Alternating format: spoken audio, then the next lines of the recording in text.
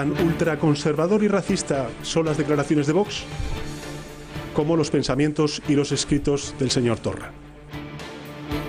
Estamos hablando de fascistas. Estamos hablando de gente violenta que defiende un Estado autoritario y que típicamente agrede a la gente como parte de su actividad habitual.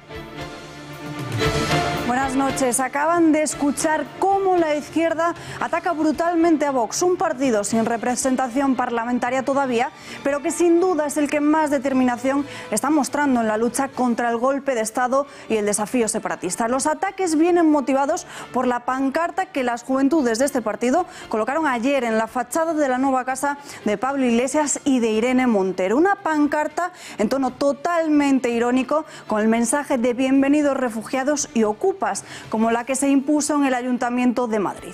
Racistas, fascistas, ultraconservadores e incluso les han tachado de violentos, acusándoles de llevar siempre una navaja en el bolsillo. Que dos partidos como Podemos y el Partido Socialista ataquen tan abiertamente al partido que preside Santiago Abascal no es sino un buen síntoma de que las cosas, la defensa de la unidad de España y el ataque a las incongruencias de la izquierda las están haciendo correctamente. Porque no es otra formación sino Vox la que ejerce la acusación popular en la causa contra el proceso independentista, y gracias a ellos todos los golpistas están teniendo que dar la cara ante la justicia española. En este informativo tendremos la ocasión de hablar y de analizar todas las ofensivas con el secretario general de Vox, Javier Ortega. Más noticias en nuestro sumario.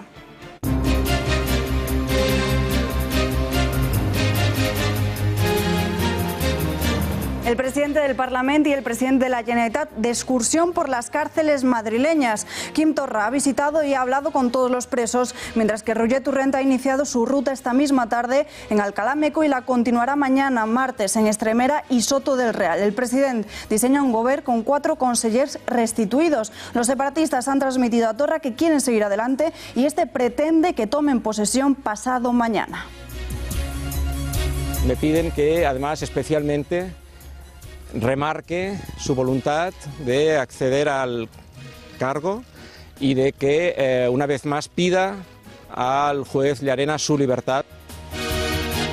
Desde mañana hasta el domingo, 500.000 de inscritos llamados a decidir sobre el futuro de Pablo Iglesias y de Irene Montero. Una decisión tomada durante este fin de semana, dado que se está cuestionando, dicen, su credibilidad, honestidad y coherencia con la polémica compra de un chalet de más de 600.000 euros. El próximo lunes 28, dentro de una semana, conoceremos si las bases de la formación morada quieren que ambos dimitan o no. Yo creo que el acoso y la persecución que hemos visto a la familia de Pablo Iglesias y de Irene Montero, en efecto, es desmesurado. Creo que nunca lo habíamos visto en este país. Creo que convierte a nuestra democracia en algo peor.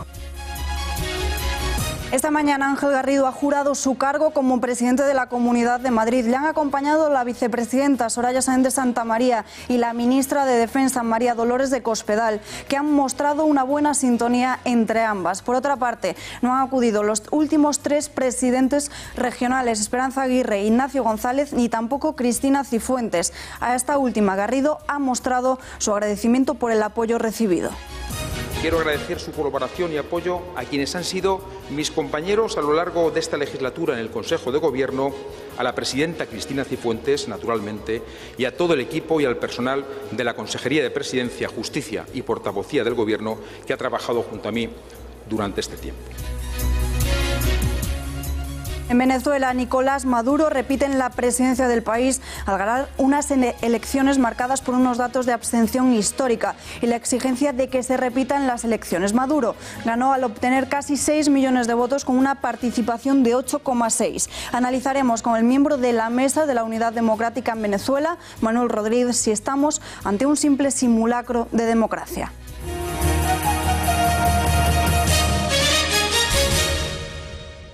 El Gobierno acuerda que el 155 continúe vigente. Así lo ha pactado el presidente del Gobierno, Mariano Rajoy, con los líderes de Ciudadanos y del Partido Socialista, Albert Rivera y Pedro Sánchez. Esta decisión llega después de conocer el Gobierno diseñado por el nuevo presidente Quim Torra. Y es que este mismo sábado Torra firmaba el decreto de nombramiento. La estructura del nuevo Gobierno pasa por 4 consellers restituidos: Jordi Turull, Josep Rull, Lluís Puig y Toni Comín, mientras que desde el bando golpista defienden las restituciones En la Moncloa lo califican como provocación y de estrategia de confrontación. Los separatistas han transmitido que quieren seguir adelante y Quim Torra pretende que tomen posesión pasado mañana. Todavía no están publicados, solamente aparece la estructura en el Diario Oficial de la Generalitat y en el Gobierno avisan de que hay que analizar bien esos nombramientos.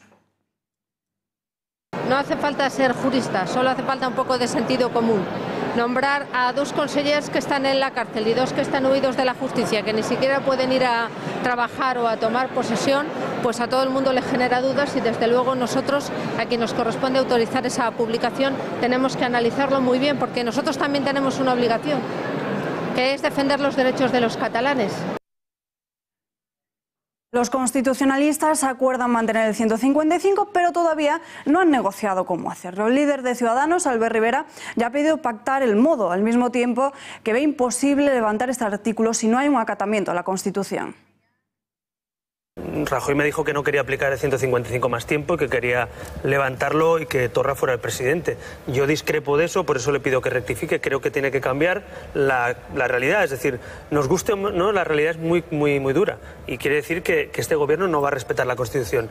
Se puede hacer un requerimiento, además. La Constitución, hay un requerimiento previo a extender el 155 para que acate la Constitución explícitamente. Por tanto, la Constitución nos da mecanismos políticos, no judiciales, políticos, para pedirle a Torra que acate la Constitución. Si Torra no acata la Constitución, mirar hacia otro lado, salir corriendo de Cataluña o de la Generalitat, yo creo que es un error, porque nos vamos a encontrar el problema en los próximos meses. Como vemos, Pedro Sánchez y los socialistas por fin mueven ficha ante el conflicto catalán. Sánchez cree posible un 155 indefinido ante un presidente al que califica, atención, de supremacista, ultraconservador y tan racista como Vox. El señor Torra no es más que un racista al frente de la presidencia de la Generalitat de Cataluña. De ahí que nosotros dijésemos, y yo en particular, que el señor Torra no es ni más ni menos que el Le Pen de la política española. Es más, tan ultraconservador y racista son las declaraciones de Vox como los pensamientos y los escritos del señor Torra. Creo que la idea principal en relación con el artículo 155 y con lo que estamos viendo en Cataluña es que quien está prolongando el artículo 155 es el señor Torra y el bloque independentista. Un 55% de los españoles señalan su convencimiento de que Mariano Rajoy no hizo todo lo que podía para frenar la investidura de Quim Torra. De esta forma se plasma en el último sondeo de Sociométrica para el Español, que además también señala que un 51,9% creen que la decisión de levantar el 155 nació de un pacto con el Partido Nacionalista Vasco para lograr sacar adelante los presupuestos generales del Estado. Lo más curioso de estos datos resulta que al segmentar las respuestas destaca la opinión de los votantes del propio Partido Popular, entre los que el 41,6% cree que se trata de una cesión ante el PNV y el 39% dice que no es así. Y en las filas del Ejecutivo reclaman un gobierno viable y estable en la región catalana y que además también se posicione bajo el imperio de la ley. De nuevo ofrecen diálogo y solicitan un diálogo serio. Cataluña necesita lo siguiente. Primero, un gobierno viable y no un gobierno inviable. En segundo lugar, se necesita un gobierno que cumpla la ley. No podemos estar en el siglo XXI discutiendo sobre si la ley hay que cumplirla o no. En tercer lugar, un gobierno que sea capaz de dialogar en serio. Dialogar no consiste en decir vamos a dialogar. Dialogar requiere voluntad de diálogo. A mí me parece que la dinámica que ha iniciado Torra es absolutamente perversa. Yo creo que no conduce a ningún sitio. Esa dinámica, como digo, está abocada al fracaso. En paralelo, el presidente catalán mantiene oídos sordos a las continuas advertencias del gobierno. Quim Torra considera inimaginable que no se levante el 155 y de producirse aventura una situación de crisis institucional de dimensiones considerables. No me puedo imaginar de que el gobierno español incumpla la ley y, por lo tanto, esperamos mañana la publicación no solo del decreto de ámbitos y de estructura del gobierno, sino también el decreto de nombramiento de los consellers y conselleras. Este miércoles, como estaba previsto, tenemos agendada la toma de posesión de los consellers y de las conselleras. De esta manera vamos a levantar el artículo 155. El propio presidente se ha desplazado a Madrid para iniciar una ruta por las cárceles en las que se encuentran los golpistas catalanes. Ha empezado por la cárcel de Extremera para encontrarse con Josep Rull, Jordi Turull, Oriol Junqueras, Joaquín Forn y Raúl Romeva. A continuación ha viajado hasta el centro penitenciario de Alcalá Meco para encontrarse con Dolors Bassa y con la expresidenta del Parlamento, Carme Forcadell. Y ha terminado su ronda de visitas en Soto del Real, donde se ha encontrado con Jordi Sánchez y también con Jordi Cuixart. Tras su salida de Extremera ha pedido ante las cámaras de los medios de comunicación su completa libertad. Los consejeros nombrados me piden que, además, especialmente remarque su voluntad de acceder al cargo y de que, una vez más, pida al juez Llarena su libertad para que puedan acceder a la toma de posesión el miércoles en Barcelona. Quería recordar que en ningún país de Europa, por los delitos de los que están acusados, ninguno de estos presos estaría en prisión preventiva. Esto es una injusticia que, como pueden imaginar, no solo afecta a los presos políticos, sino también y muy profundamente a sus familiares, que tienen que trasladarse 600 kilómetros para poder verlos. Pero Quim Torra no es el único que ha decidido salir de excursión. El presidente del Parlamento, Roger Torrent, también ha iniciado su ruta poco después de las 4 de la tarde en Alcalá Meco y la continuará mañana martes en Extremera y Soto del Real. Torrent señala que sigue con una campaña de defensa de los derechos de los 135 diputados.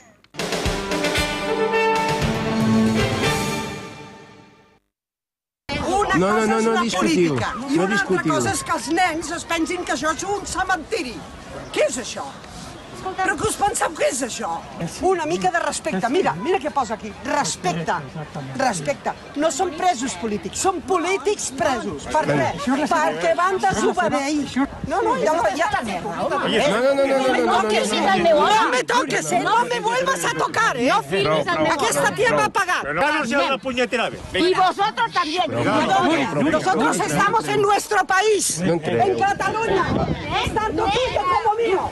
Es tanta mierda de cruces en medio de una playa para tomar el sol. Aquí se viene a tomar el sol. Hágale.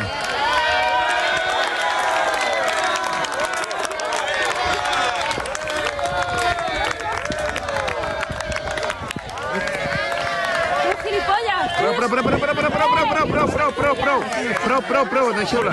No, prou. Con libertad, pues tú con libertad. Yo tengo mi libertad y soy catalana. I soc catalana. I aquesta és la meva platja, també, igual que la teva. Si no t'agraden, no les miris. Pues no les miris si no t'agraden. Perquè tu et molestes. La violència la molesta. Bueno, esto es lo que sucedía en Torredembarra, una localidad de Tarragona, pero en la barcelonesa de Arenys de Munt ya amenazan con multar a todo aquel que retire lazos amarillos, esteladas y propagandas secesionistas de las calles. Multas de hasta 200 euros por quitar toda esta simbología de los espacios públicos. Todos los partidos que integran el Ayuntamiento de Arenys, Esquerra, PDeCAT, CUP y hasta el propio PSC acordaron un pleno celebrado el pasado 17 de mayo que el consistorio tiene plena capacidad de imponer estas sanciones. Y no solo esto, incluso pretenden la aprobación de una declaración institucional a favor de los lazos amarillos en los lugares públicos. Y Javier Ortega, secretario general de Vox, ha vuelto al plató de la televisión autonómica catalana TV3. Ortega se ha negado a hablar con el abogado de los exconsellers fugados.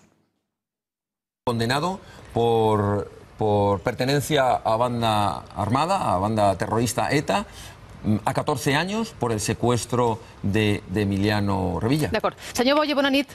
Hola, buenas noches. Usted dirá. Pero bueno, viniendo de Vox puede ser cualquier cosa. Yo jamás contestaré a un terrorista, ni en plató, ni en directo, así que puede seguir preguntando lo que quiera, porque yo es como si no le oyera.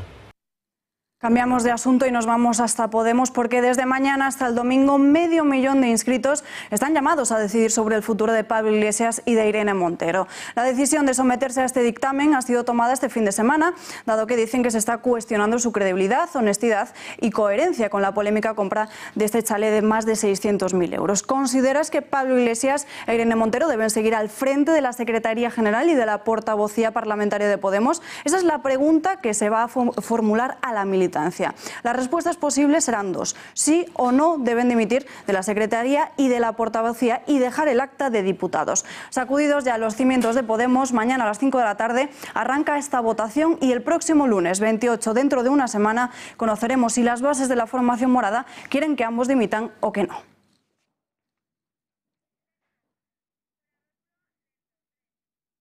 Como ya sabemos, y así lo han anunciado los errejonistas y también desde el bloque anticapitalista del partido, no van a hacer campaña por el voto de castigo, porque se llegaría así a una situación de vacío y de poder de cara a las próximas elecciones generales, a las elecciones municipales de 2019. Desde el partido denuncian una campaña de acoso totalmente desmesurada. Ahí estamos viendo cómo Juan Carlos Monedero ha publicado en Twitter: cuando la basura de OK Diario publica fotos de la ecografía de tus hijos, fotos cuando sacas a los perros, cuando vas a un restaurante, no es extraño que quieras retirarte fuera de las miradas. Esa basura está envenenando la convivencia en España y el acoso se hace insoportable. Yo creo que el acoso y la persecución que hemos visto a la familia de Pablo Iglesias y de Irene Montero, en efecto, es desmesurado. Creo que nunca lo habíamos visto en este país. Creo que convierte a nuestra democracia en algo peor y aprovecho pues para pedir, por favor, que este acoso pare. Creo que periodismo no es difundir lo que las cloacas del Estado publican para destruir personalmente a cargos públicos. A Iglesias se la sigue jugando su propio pasado y sus palabras. La vicepresidenta del Gobierno no ha entrado a valorar la compra de esta vivienda. Sí ha criticado que pida intimidad cuando fue él mismo quien defendió los escraches que sufrió la familia de San de Santa María en su casa en 2013. También hay quien pide disculpas y quien critica que las bases no pueden ser jueces. La base de Unidos Podemos no puede hacer de jueces sobre la coherencia y la credibilidad de sus líderes. En todo caso serán testigos, pero nunca jueces. Yo no voy a entrar en eso. Creo que al único que le altera su propia doctrina sobre estos asuntos es al señor Pablo Iglesias, pero yo solo le haría una pregunta. Si él reivindica el derecho a la intimidad de su familia, ¿qué pasa? ¿Que nuestros hijos y nuestras madres son de peor condición que la suya? Veamos antes las reacciones de las filas moradas, pero presten muchísima atención a cómo Juan Carlos Monedero pierde los nervios en un plato de televisión e incluso llega a estallar contra el propio público. Si la foto de vuestros hijos en una portada la saca Eduardo Inda, os enfadáis. Juan Carlos. Porque si hay gente en la puerta de la clínica y saca la fotografía de tu hija o de tu hijo en la ecografía, tú te enfadas. Pero Sed honestos. Oye, por favor, por favor. Sed honestos. Por favor. Y decidme si querrías que tu hija saliera en el OK Diario en una portada, ¿eh? Juan Carlos, por favor. Una entrevista bastante tensa en la que acabamos de escuchar cómo critica y atiza al director de OK Diario, Eduardo Inda. Tenemos conexión con él. Le saludamos ya, Eduardo. Muy buenas noches. ¿Qué tal? Muy buenas noches desde OK Diario. Esta mañana has protagonizado, como decíamos, un momento muy tenso con Monedero, en el que te ha insultado llamándote sinvergüenza. El cofundador de Podemos ha intentado defender a Iglesias y a Montero, denunciando que sufren acoso por parte de la prensa. ¿Es esto un intento a la desesperada de quitar el centro de atención de cuando ellos sí defendían escraches? Bueno, la estrategia que han buscado Podemos para que no se hable del escándalo del chalet, que no solo es un chalet muy caro, aun con todo, a mí el precio me llama poderosamente la atención, porque si ha costado 600.000, 700.000 euros, en fin, a mí no me importaría comprarlo y revenderlo pasado mañana, porque seguro que ganaría mucho dinero. Lo que quiere el señor Monedero es que no se hable del chalet. Hombre, acoso es lo que sufrió Soraya de Santa María en su casa por gente enviada por el entorno de Pablo Iglesias, que impedía que la vicepresidenta del Gobierno pues saliera de su casa con su hijo recién nacido. Acoso es lo que sufrió Rosa Díez en la Facultad de Ciencias Políticas de Somosaguas, cuando el señor Iglesias, el mismo, el que viste y calza, el señor Monedero y otros, impidieron que diera una conferencia en la universidad. Tuvo que salir escoltada y tuvo que venir la policía, porque si no, en fin, no sale viva de allí. Acoso es el que sufrió el señor Piqué, Josep Piqué, cuando fue a dar otra conferencia a la Universidad Complutense, a la Facultad de Ciencias Políticas en Somosaguas, y le ocurrió exactamente lo mismo que le había sucedido a la señora Díez. Escrache y acoso es lo que sucedió con la señora Barberá, que se acosaba y se escrachaba a su casa en Valencia y se le acosaba y se le seguía por todo Valencia, fuera donde fuera, durante meses, meses y meses, y ella, por cierto, jamás se quejó. Acoso es lo que sufrió Esteban González Pons, también en su casa, que gente del entorno de Podemos se plantó en las puertas de su domicilio y estuvieron ahí, en fin, intimidando a la familia del señor González Pons. En fin, acoso es lo que sufren muchos miembros y dirigentes de Ciudadanos en Cataluña, tanto por parte de los independentistas como por el entorno podemita del señor Iglesias. Por tanto, en fin, de acosos ellos no pueden hablar, porque hay acosos de verdad, como los que acabo de relatar, y unos cuantos más. Por ejemplo, los que han sufrido durante años y años y años los partidos constitucionalistas, los concejales y los políticos constitucionalistas en el País Vasco, de la mano de los socios del señor Iglesias en Navarra, de los etarras o de los proetarras. En fin, eso sí que es acoso, y además del que es peligroso de verdad. Hoy en OK Diario publicáis también los 750 euros que supone vivir en ese chalet sin incluir jardinero ni servicio, algo que aumentaría la factura hasta los 2.000 euros. Con todo esto, ¿han perdido credibilidad ante sus votantes o no? Bueno, lo que no se puede decir es que, como hace Montero, que es una aprendiz, lo dice en su currículum en el Congreso, que es un aprendiz por la lucha por una vivienda digna, lo dice en su currículum en el Congreso, y luego, en fin, ha pasado de aprendiz a catedrática en tiempo récord. Y lo que es evidente es que estos señores que hablaban de que se puede ocupar casas que estén vacías más de un año, venía en su programa electoral, estos personajes que criticaban al señor de Guindos por comprarse un ático de 600.000 euros, estos señores que decían que hay una emergencia social en España, que la gente no tiene vivienda, que se pueden ocupar viviendas sin ton ni son, estos mismos son los que luego se compran una vivienda de multimillonarios, de ricos de verdad, que tiene 250 metros cuadrados, que tiene 2.000 de parcela, que tiene piscina, que tiene casa para el servicio, en fin, una cosa muy normal y que está al alcance del común de los españoles, ¿no? Y luego habría que recordarles también, en fin, que a mí me gustaría que nos aclaren los agujeros negros que hay en esta operación. En primer lugar, querido Pablo, ¿por qué te otorgan una hipoteca que no se la dan a nadie en este país, que es del Euribor más el 0,50% de diferencial? Si hay algún espectador en estos momentos que nos esté viendo que tiene esa hipoteca, que venga y me lo cuente para ir a pedir yo una modelo Iglesias. En segundo lugar, tiene que explicar cómo le den a esa hipoteca que supera el 80% del importe total, cuando la Caja de Ingenieros en su propio simulador te dice que no puedes solicitar una hipoteca, un préstamo hipotecario que supere el 80% del importe total. Y respecto a los gastos, pues en fin, lo hemos contado, lo estamos contando en OK Diario, 750 euros de agua, luz, gas, etcétera, son los gastos que facilitaron los antiguos dueños al señor Iglesias. El documento que publicamos es original, y eso no incluye ni el piscinero, ni el jardinero, ni el servicio. Por tanto, teniendo en cuenta que la hipoteca son 1.600, 1.700 euros, que los gastos de la casa son 2.000, 2.000 y pico, pues estamos hablando de cerca de 4.000. Si recordamos que entre los dos ganan 4.200, pues ya me dirán, 4.400, ya me dirán ustedes cómo van a poder mantener ese ritmo de vida, salvo que se mueran de hambre o vivan de lo que cultivan en el huerto que tienen en los 2.000 metros cuadrados de parcela. 2.300. Otro de los aspectos más polémicos en torno al chalet de Iglesias y de Montero es el crédito obtenido desde la Caja de Ingenieros con un interés del 0,5%. ¿Es comprensible que se preste una cantidad tan alta a un interés tan bajo? Es decir, ¿estamos ante un trato de favor?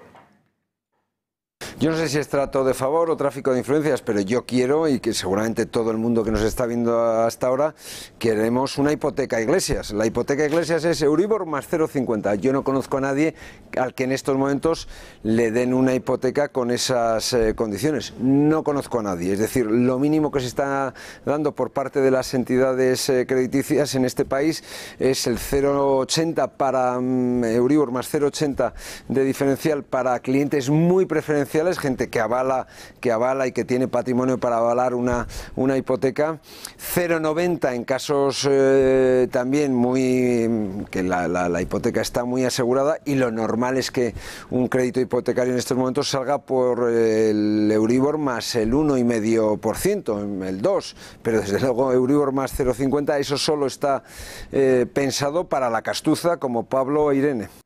Tanto Montero e Iglesias se van a someter a la decisión de las bases y conoceremos la decisión final el próximo lunes 28. Desde el bando errejonista no van a hacer campaña contra ellos, pero estamos ante una pantomima al pensar de que sí haya crecido el descontento dentro de la propia formación morada ante sus líderes.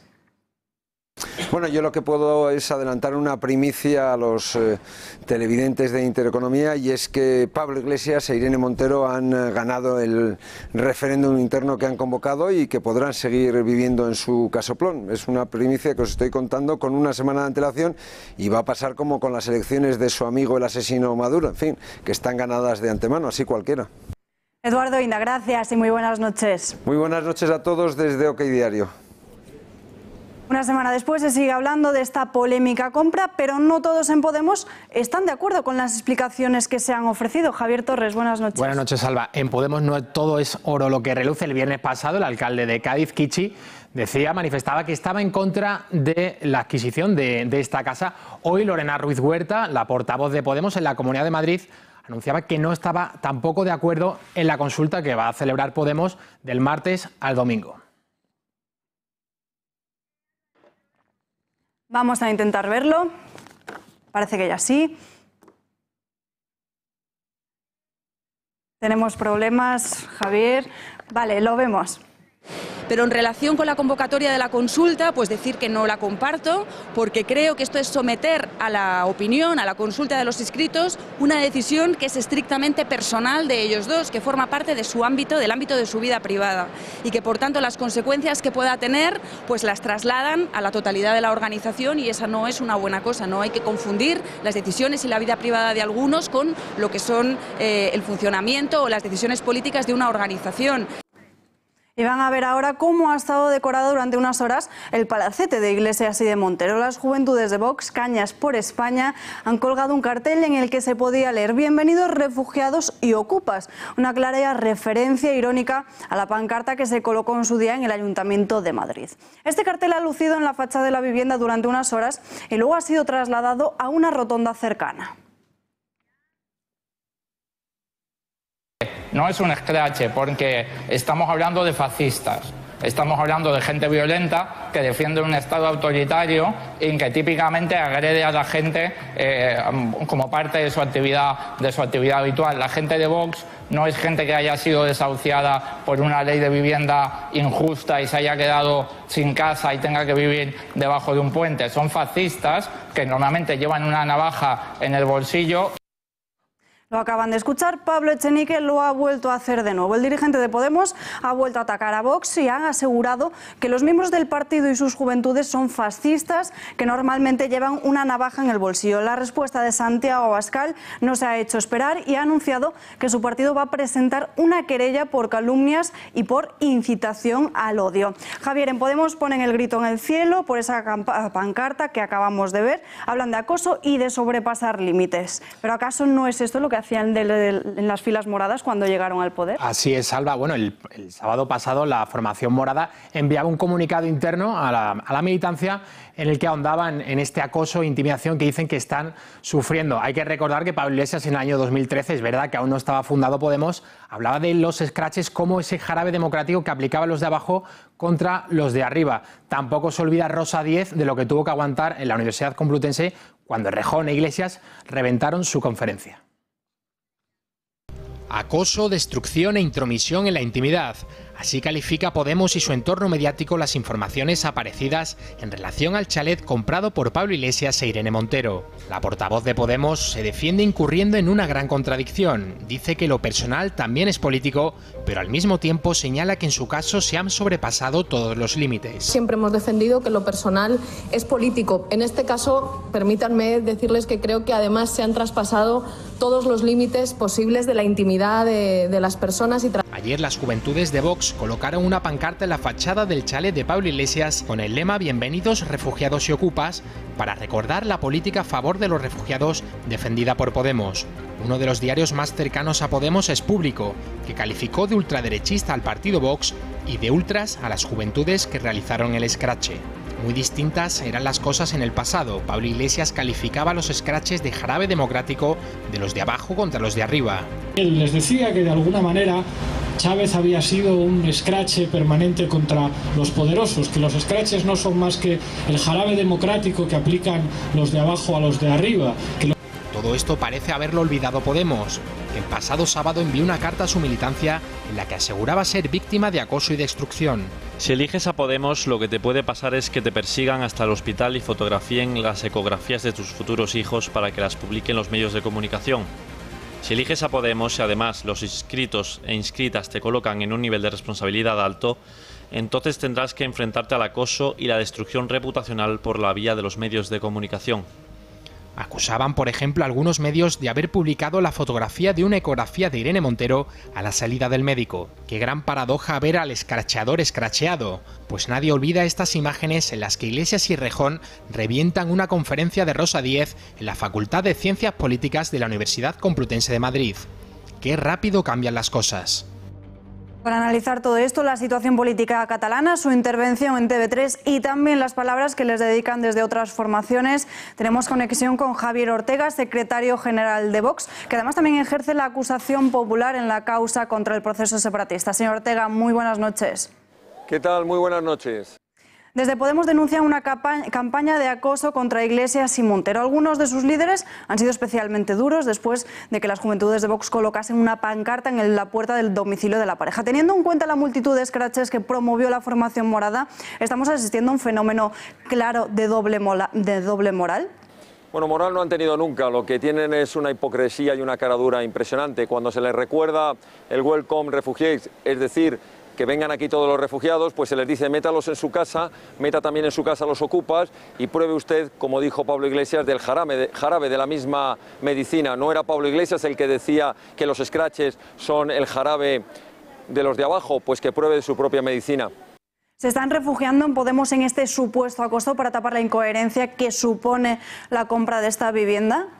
Así es, se han dado cuenta de que sus propios votantes, sus propios afiliados les están reprochando la mentira y el engaño de su campaña contra la supuesta casta y ahora se han dado cuenta que sus dirigentes son la casta totalitaria y marxista, como ocurre siempre con los movimientos totalitarios. Una cosa es lo que dicen y otra lo que hacen. Pasamos a Cataluña, señor Ortega, porque este sábado usted estuvo de nuevo en TV3. Allí no tuvo reparos en calificar la televisión autonómica como incitadora del odio, lo que supuso bastante revuelo en el público. ¿Cómo calificaría a una audiencia que se indigna por sus palabras o que insulta a Jordi Cañas y que no duda en aplaudir a un terrorista que afirma no estar arrepentido de sus crímenes? Pues me reitero en que es una televisión TV3 puesta al servicio de los golpistas, una televisión que promueve el odio y una televisión que si se hubiera aplicado el 155 que requerimos desde Vox hace más de 2 años, pero que no quisieron aplicarlo ni el Partido Popular, ni Ciudadanos, ni el Partido Socialista, sería un medio de comunicación público que tendría una dirección, que estaría intervenido y pronto estaría cerrado, porque además de ser absolutamente ineficiente desde el punto de vista económico, es un trampolín, es un instrumento puesto al servicio del odio, de los separatistas y que incluso se permiten invitar a terroristas a sus platós. Pedro Sánchez ha subido el tono con Quim Torra y le ha calificado, y cito textualmente, como un racista al frente de la Generalitat de Cataluña tan ultraconservador como Vox. ¿Qué le parece esta comparación? Y sobre todo, ¿por qué cree que de repente parece que las filas socialistas se ponen las pilas con el conflicto catalán? Pues las declaraciones del secretario general del Partido Socialista me parecen de todo punto absurdas. Compararnos a nosotros con Quim Torra, quienes somos los que nos hemos querellado contra él precisamente por delito de odio, me parece un absurdo total. Así que el Partido Socialista lo que tendría que hacer es decidir de una vez por todas si va a estar defendiendo a España o va a estar defendiendo a los separatistas. Hasta ahora ha demostrado lo segundo. Peor aún que Sánchez, se ha mostrado hoy Pablo Echenique, que ha llegado a asegurar que las juventudes de su partido y sus miembros son fascistas que normalmente llevan una navaja en el bolsillo. Ya han anunciado que van a interponer una querella por calumnias e incitación al odio. Esta escalada de ataques a su partido demuestra el miedo que tienen el resto de formaciones al aumento de intención de voto para Vox. Yo creo que esa es la verdadera razón, la razón que hay de fondo, el que saben que somos el único partido que de verdad se enfrenta cara a cara a los separatistas y a los totalitarios, saben que nuestra posición es una posición firme, que nosotros no andamos ni con el relativismo de Ciudadanos, ni con la cobardía del Partido Popular, ni con la complicidad del Partido Socialista. Saben que Vox es una acusación directa del pueblo español que está harto de las imposiciones, de los totalitarios y de los separatistas, y por tanto saben que en las próximas elecciones millones de españoles van a ver en Vox una voz de la que te puedes fiar, una voz confiable, una voz segura y una acción, y no solo una palabra como algunos tienen, que es mera retórica, pero a la hora de la verdad quienes actuamos somos siempre los mismos, los de Vox. Señor Ortega, gracias por atender a las cámaras de este informativo y muy buenas noches. Muchísimas gracias a ustedes y muy buenas noches. ¿Dónde viven los diputados? ¿Tienen todos un chalet con piscina o viven en un piso en la ciudad? ¿Están hipotecados hasta la jubilación o ya tienen su casa pagada? ¿Alquiler o compra? María Matos, despéjanos todas estas incógnitas. Buenas noches. Buenas noches. Pues hemos buceado en las declaraciones de bienes de los 4 principales líderes políticos y esto es lo que hemos averiguado. Vamos a empezar por Pablo Iglesias, quien gana al año más de 150.000 euros entre su salario como diputado y su salario como parlamentario europeo. Luego también es el que más dinero percibe por derechos de autor y según su declaración de bienes tiene en su cuenta bancaria unos 125.000 euros. Declara una casa rústica en Ávila por valor de unos 13.000 euros y una motocicleta. Y esta semana pues acabamos de enterarnos de que tendrá el 50% de una casa valorada en 600.000 euros con una hipoteca de 540.000 a pagar entre él y su pareja Irene Montero. Vamos ahora con Mariano Rajoy. El presidente del Gobierno tiene un salario de 80.000 euros. Cobra también apenas 1.000 euros de derechos de autor y 19.000 euros por alquileres. En su cuenta, según su declaración de bienes, ronda los 20.000 euros. Y eso sí, aunque vive en la Moncloa, cuenta pues con un chalet en Aravaca, en Madrid, valorado en unos 900.000 euros. También tiene un apartamento en el Paseo de la Castellana, en Madrid, y tiene otro en Pontevedra con vistas al mar y también el 25% de otro piso en Canarias. Es el que más viviendas posee. Y vamos a seguir con Pedro Sánchez. Percibe de su partido, como presidente del PSOE, unos 60.000 euros al año, Pedro Sánchez. Y también cobra unos 13.000 por alquileres, ahora lo vamos a ver. Y tiene también un plan de pensiones que ronda los 100.000 euros. En su cuenta bancaria, según su declaración, no llega, pues ahora lo vamos a ver, a los 20.000 euros. También posee el 50% de 2 viviendas que en Madrid valoradas cada una en alrededor de 90.000 euros cada una. Y atención, porque Sánchez sí que tiene una hipoteca, como vemos, de casi 160.000 euros. Y por último, Albert Rivera, el líder de Ciudadanos, se ha mudado hace poco a Madrid, vive de alquiler en una casa valorada en 1 millón de euros. Y entre su salario, vamos a ver, salario como diputado, más de 60.000 euros, el salario que percibe de su partido, más o menos ronda los 80.000 euros y entre derechos de autor y alquileres pues ronda los 4.700 euros. En su cuenta, su última declaración dice que tenía 5.500 euros y como decíamos, vive en Madrid pero de alquiler y en Barcelona sí que es el propietario de 2 casas al 50% por las que tiene que pagar hipotecas de 160.000 euros y también otra mucho mayor de 300.000 euros. Gracias, María. Y seguimos con Podemos, pero nos vamos hasta Santiago de Compostela porque el alcalde Martín Ortega de la confluencia Compostela-Berta ha adjudicado durante los últimos 3 años la friolera de 193.000 euros a una empresa de la que su asesor político Carlos Neira Cortizas fue su fundador. Según OK Diario, contratos menores y adjudicaciones a través de concursos sin publicidad que han nutrido a la empresa de una importante cantidad de ingresos desde que Noriega está en el poder tras las elecciones municipales del año 2015.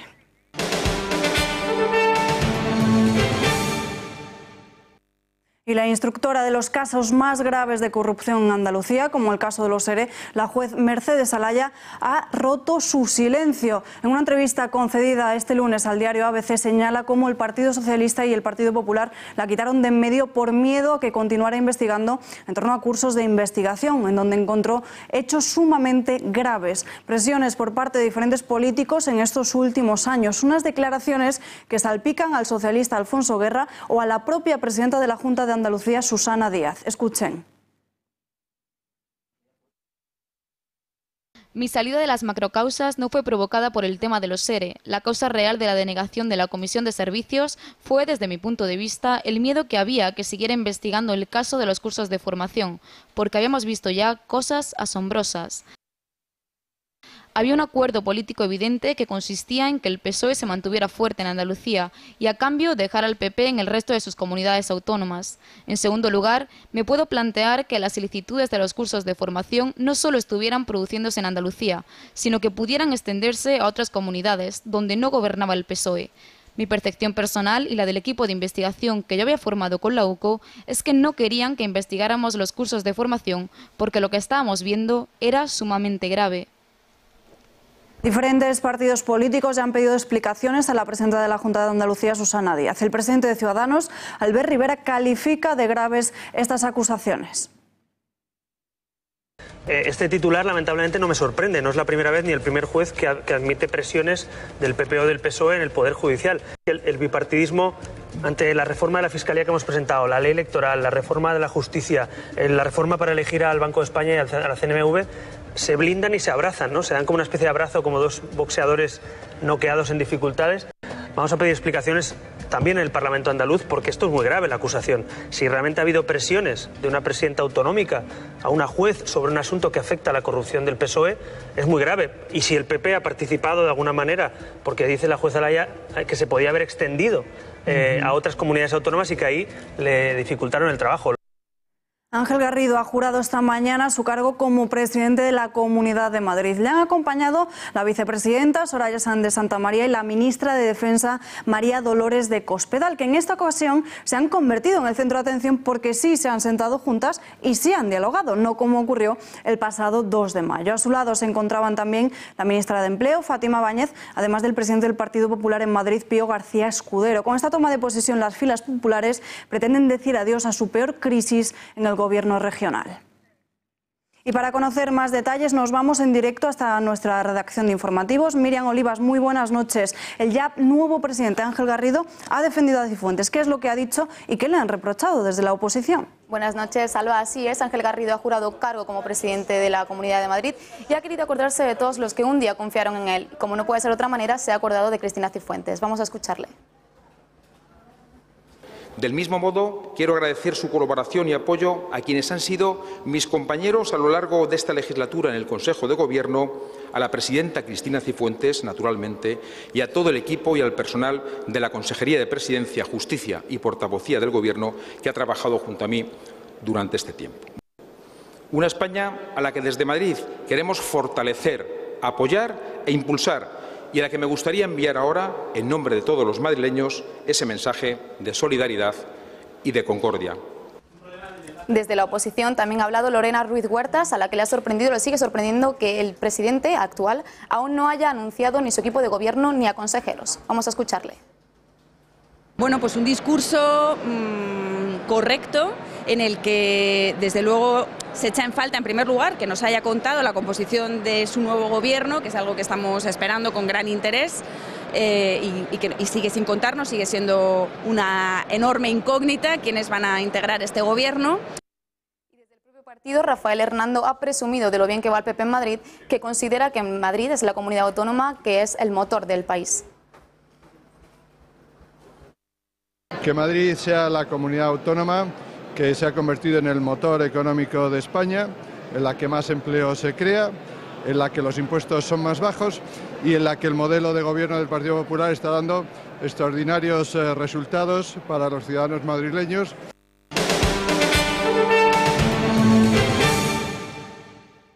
Ciudadanos ha lanzado este domingo en Madrid una plataforma civil bautizada como España Ciudadana, que nace con el objetivo de construir un nuevo proyecto común que recupere el orgullo de sentirse español, fomentar la unión en la diversidad y defender un país de ciudadanos libres e iguales. Albert Rivera se ha mostrado en esta presentación como el principal defensor de la unidad de España. En el Palacio Municipal de los Congresos de Madrid y ante más de 1.800 asistentes, también han estado invitados como Marta Sánchez con su himno de España y el ex primer ministro francés Manuel Valls.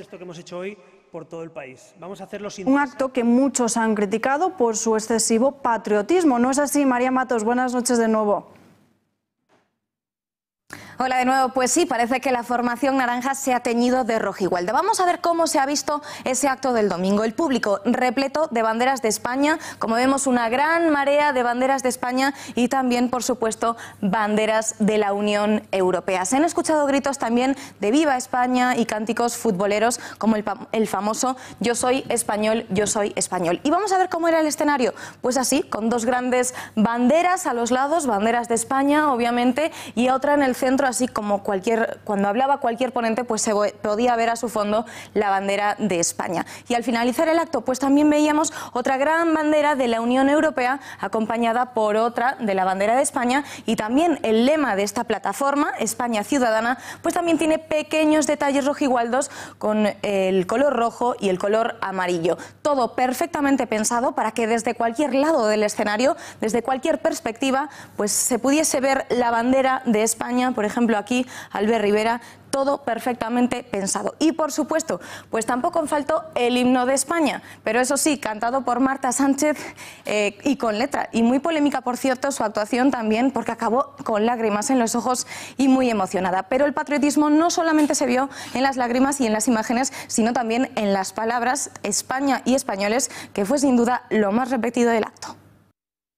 Yo no veo rojos y azules, yo veo españoles.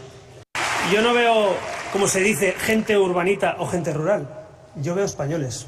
Yo no veo jóvenes o mayores. Yo veo españoles. Yo no veo trabajadores o empresarios. Yo veo a españoles. Yo no veo a creyentes o agnósticos. Yo veo españoles. Y por eso os propongo a todos que a partir de ahora nos pongamos las gafas de la España ciudadana. Unas gafas que permiten unir a la gente. Una visión que permite darse la mano, una visión que no divide sino que une, una visión de la España que suma, pero no resta, una visión de una España futura, que aunque sea futura está al llegar, que es la España que viene. Así que, compatriotas, conciudadanos, vamos a por esa España, vamos a volver a sentirnos orgullosos de ser españoles, vamos a recuperar la dignidad que nunca debimos perder, vamos a recuperar en definitiva las ganas de ver una España de ciudadanos libres e iguales. Y abrimos página internacional con Italia. La Liga y el Movimiento 5 Estrellas llegan a un pacto de gobierno y parece que están cerca de la firma. Si finalmente se firma, se endurece la política inmigratoria. Fin a la Italia de puertas abiertas, y si un inmigrante delinque sería expulsado directamente. Además, en las últimas horas hemos conocido cómo el Movimiento 5 Estrellas ha propuesto a Giuseppe Conte como candidato a primer ministro del país. Fátima García Manzano, muy buenas noches. ¿En qué consiste este acuerdo? Buenas noches, Alba. Pues el acuerdo para gobernar Italia entre el Movimiento 5 Stelle y Lega es un hecho, un documento en el que apuestan por reformar la soberanía y la identidad nacional y cultural, pero también introducen importantes cambios en la política europea. ¿Cuáles son? Pues vamos a repasarlos. En primer lugar, y en el plano social, introducen un subsidio para desempleados de duración de 2 años para todos aquellos que vivan solos. El importe, 780 euros. Pero cuidado, porque para acceder a esta ayuda tienen que buscar trabajo de forma activa, y los centros de empleo les enviarán ofertas que solo pueden rechazar en 3 ocasiones. Esta era la propuesta estrella de la formación de izquierdas, el Movimiento 5 Estrellas, pero ¿cuál era la de Lega? Pues introducir una bajada de los impuestos a todas las rentas que se establecerá entre el 15 y el 20%. Y un dato importante, porque entre sus medidas para favorecer la natalidad se encuentra el hecho de que subvencionarán las guarderías a los italianos, y la siguiente, que los productos como los pañales no llevarán ningún tipo tipo de impuesto. Con respecto a la inmigración, pactan la expulsión de 500.000 inmigrantes con el objetivo de acabar el negocio de la inmigración. Se deportará a todos aquellos refugiados que cometan cualquier delito y crearán sedes de permanencia temporal para todos aquellos inmigrantes que deban ser repatriados. Es más, parte de los fondos destinados a la acogida ahora se destinarán a la expulsión de inmigrantes. Pasamos a la política internacional. No hablan por el momento de un referéndum para determinar si tienen que salir o no de la zona euro, tal y como señalaba el borrador. Pero se deja la puerta abierta.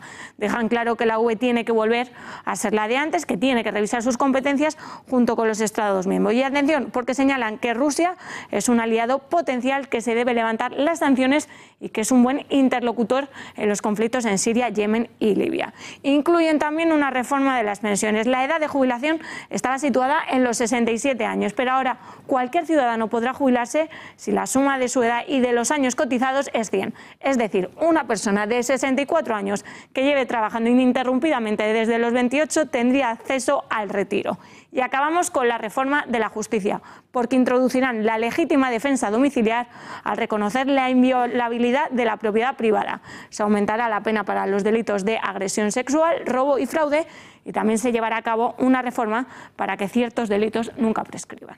Pues muchísimas gracias, Fátima, y nos despedimos, pero no sin antes mostrarles unas imágenes de Venezuela, estas que están viendo en sus pantallas, porque el presidente Nicolás Maduro ha vuelto a repetir, ha vuelto a ser elegido en estas elecciones. A la salida de un colegio electoral saludaba así supuestamente a la gente que así allí se concentraba, pero luego las redes sociales han demostrado que estas imágenes eran falsas y también los aplausos que en ellas aparecen. Con ellas nos despedimos, nosotros volvemos mañana a las 8:30 con más información. Que tengan una buena noche.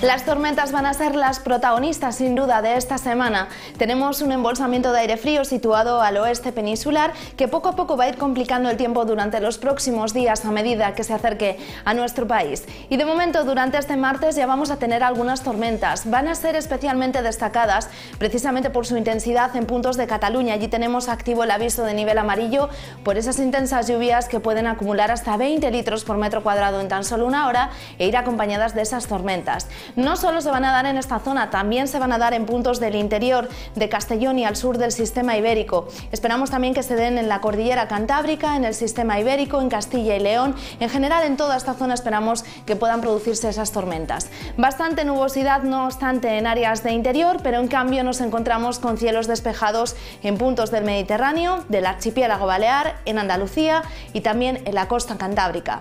En las Islas Canarias, en cambio, esperamos algunas precipitaciones que pueden darse por la tarde en forma de chubascos, sobre todo en las islas más occidentales. Los termómetros siguen siendo muy agradables, subirán durante este martes, pero sobre todo lo van a hacer en Andalucía, donde fácilmente en muchas provincias de interior vamos a sobrepasar los 25 grados.